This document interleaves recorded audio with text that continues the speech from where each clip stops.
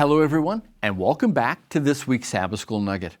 Before we begin, I want to say thank you to Thando for walking us through last week's lesson, The Biblical Worldview. And what a lesson that was. This week's lesson is entitled, The Judging Process. Our memory text comes from 2 Corinthians 5 and 10. For we must all appear before the judgment seat of Christ, so that each of us may receive what is due us for the things done while in the body, whether good or bad.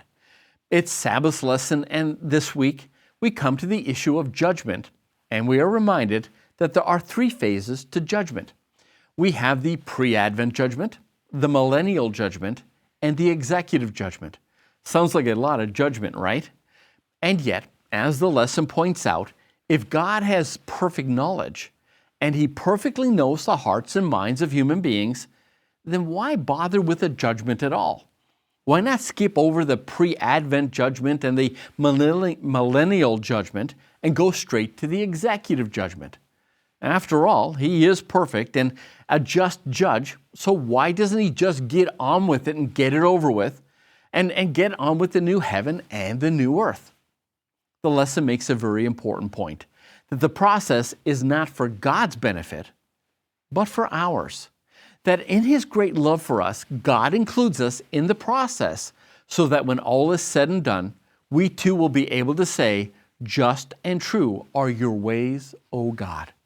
Now we come to Sunday's lesson, and the author of the lesson addresses the issue of whether or not the judgment involves condemnation or vindication.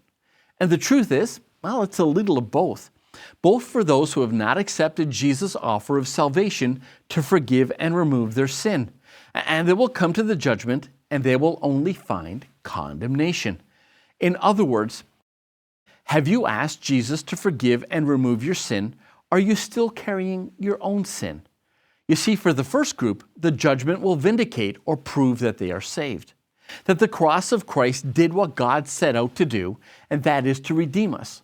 Our names will be written in the book of life, and beside our names we will read, covered by the blood.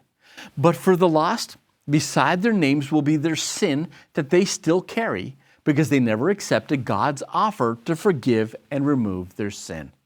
And make no mistake, all will stand before the judgment throne of Christ, and on that day, judgment will be given in favor of those saints who put their faith in Jesus for their salvation. Well, that was our nugget for today. Again, have a look at your lesson this week, and I'll see you tomorrow.